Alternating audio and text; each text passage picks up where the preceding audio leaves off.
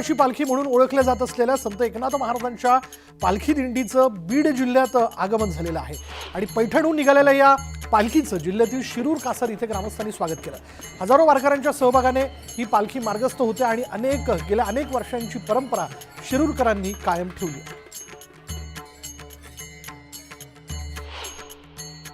या पालखी सोहळ्याची 426 वर्षाची परंपरा आहे। या पालखी सोहळ्याला पंढरपूरमध्ये मोठा बहुमान आहे।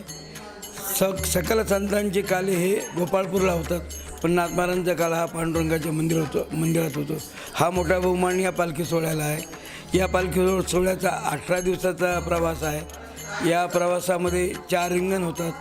पहिलं मेडसिंगी, दुसरं पारगाव घुमरे, तिसरं नांगवडा आणि चौथं कवेडण, 5वं उभं रिंगण पंढरपूरमध्ये येथे होऊन पालखी सोहळा पंढरपूरमध्ये प्रवेश करतो।